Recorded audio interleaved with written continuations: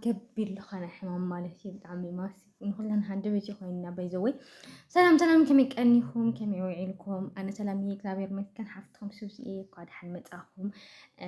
حد تلخونكم سبسكرايب مقاي ترسيوكم سبسكرايب لكم بيت سولهونكم دما لايك مقبال أي ترسيوكم كلكم يدلي مالتي ومرات نعهم ولا حنتي لايكوني خلينا عيقن حن سبسكرايب من حنت لايك سلة براتات عني أرجوخي قبزي كترلو ምናምን ስለትብለኒ ዋጋ ኣለዋ እዩ ንዓይ ኣሞራሌ ማለት እዩ እና ኩላትኩም ላይክ ምግባርለ ሰብስክራይብ ምግባርለ ኣይትሕመቑ ኩለኩም ይደሊ ማለት እዩ ካብኡ ድማ ደስ ዝብሉ ብስራሕ ድማ ብናይ ባዕለይ ስራሕቲ ኣብ ቀረባ ግዜ ይመፅእ ስለ ዘለኹ ስራሕተይ እንዳጠናቀቅኩ ፅቡቅ ዝኾነ ስራሕቲ ፅቡቅ ክትብልዎ ድማ ተስፋ ይገብር ማለት እዩ ክስካብ ሽዑ ግን ሓደ ከምታት ቪድዮታት እቲ ዩቲዩብ ምእንትን ከይጥምዎ ማለት እዩ ንስኻትኩም ለ ከይጥምዎ ናልኩም ኣበራታትዑኒ ተስፋ ገይረ ድማ ሓድሽቲ ስራሕተይ ክዝርግሕ ሞራል ክኾነኒ እዩ ማለት እዩ እና ኩላትኩም ቃል ሓንጠናሕኩም ሰናይ ወሰላም ድማ ኣብ ገዛኹም ኣብ ቤትኩም ይኹን ኩለኩም ይደሊ እና ኣሌክስ ጋይስ ኣብ ሃንደበት ከምዚ ማለሲ ብዙሕ ሰብ ኣይሓሰቦ ነይሩ ካሊእ ስጉምቲ እንዲያም ኣብ ልዕሊ ሊሊ ኣብ ልዕሊ ገዝኡ ምናምን ዝኾነ ዓይነት ንኸይወስድ ብዙሓት ሰጊእና ነርና ማለት እዩ ምክንያቱ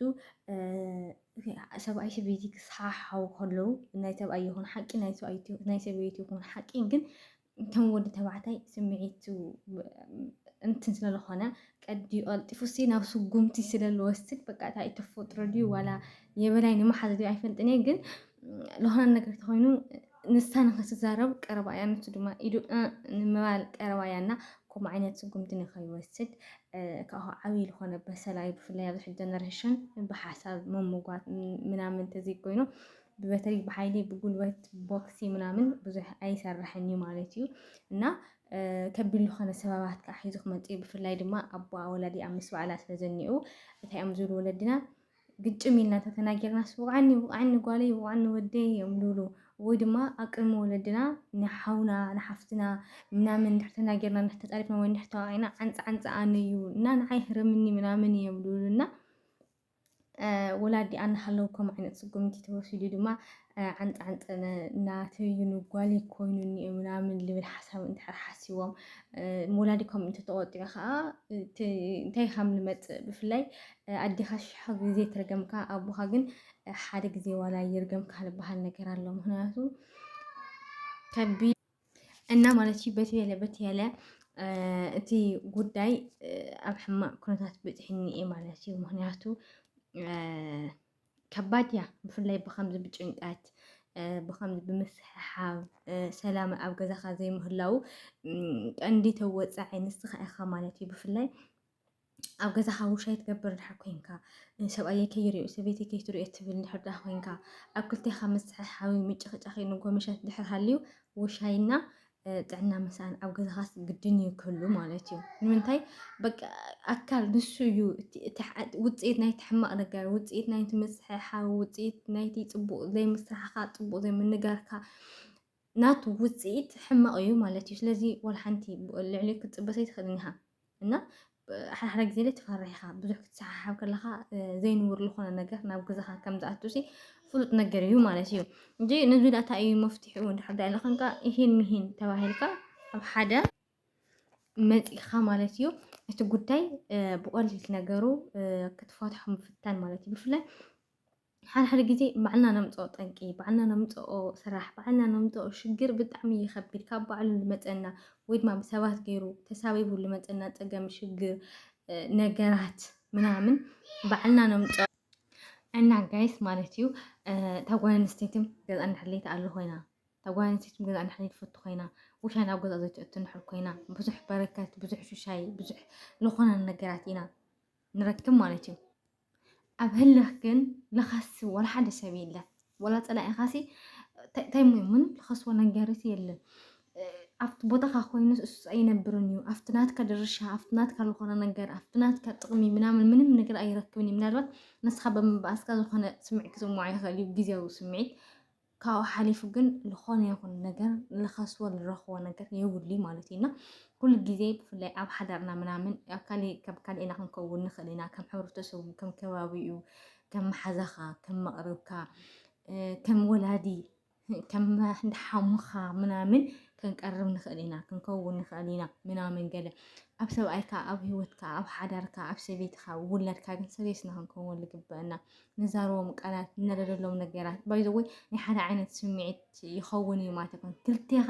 ሓደ ዓይነት ዝኾነ ህርመት ክህልወካ እኒኦ ኢለ ይሓስብ ትደኽመሉ ትለፍዓሉ ክልቴኻ ሓደ ክንከውንና ኣብዚ ሕጂ ሰዓት ዝኒአ ጀነሬሽን ማለት እዩ ብጣዕሚ እናተበላሽና እኒአና ብጣዕሚ በቃ ንምንታይ ጥቕሚ ትፈቱ ንምንታይ ገንዘብ ትፈቱ ንምንታይ ስራሕ ምናምን ኣይኮነን ምስቱ ካልዩ እዩ እንጀራ ምእራይ እንጀራ ምምፃእ ምርሃፅ ምድካም ንገዛኻ ምዕባይ ካብቲ ስድራና ዝነበርዎ ዝሐሸ ሂወት ምንዳይ ምናምን ማንም ሰብ ዝፀሎ ኣይኮነን እዩ እታ ጓል ኣንስተይቲ ኮይና ተሰራሕት ኦኬ ተወዲ ተባዕታይ ከይዱ ተሰራሕት ኦኬ እንታይ ችግር እኒኦ እሱሳት ነገር ኣይኮነን ከምዚ እዩ ከምዚ እዩ ይኹን ንገዝኡ እስካብ ዝደኸመ ንጓድኡ ክስካብ ዝኾነ ንፀገሙ መቕራፍ እስካብ እና ዝኩሉ ቅልውሉ ዝኩሉ ፀርፊ ናይ ወላዲ ምክሪ ዘይምስማዕ ኣቦን ሊሊ ንክልቲኦም ፅቡቅ ገይሮም እዮም ገሲጦሞም ፅቡቅ ገይሮም እዮም ኮርዮምሎም ጓለይም ሰብኣይ ጓለይም ምናምን ዝበሃል ነገር ዘይብሉ እንዲያም ከም ወድም ናይ ወዲ ስምዒት ከም ጓል ኣንስተይትን ክትገሰፅ ዘለዋ ገሲፆም ኮርዮምሎም ትኽክልም ትኽክል ትኽክል ዘይኮነም ትኽክል ኣይኮነን ድብል ሓሳብ ደስ ልብል ኣቦማት ቅልል ኢሉሲ ክረዳእ ዝኽእል ናይ ቀደምም ትዛዕብዮም ከይረስዑ ናይ ሕጂ ዘሎ ናይ መፃኢ ወለዶም ከይተረስዐ ክልቲኡ ማለት እዩ ፅቡቅ ብዝኾነ ነገር ኮርዮምሎም እዮም ዋላ ንሊሊ ብዙሕ ነገራት እንትን ኢሎም ነይሮም እዮም ግን በቃ ዘረባ ሰብ ዘይምስማዕ ርግዕ ለይምባል ካብ ስምዒት ለይምውፃእ ምናምን እዚኣቶም በከልቲ ዝኾኑ ብፍላይ ኣብ ሓዳር ንእሽቶ ነገራት ቀለልቲ ነገራት ደቀቕቲ ነገራት እዮም ፀገም ዝፈጥሩ ማለት ኢና ስለዚ ኩላና ካብዚ ብዙሕ ንምሃር ኢና ኢለ ይሓስብ ሓደ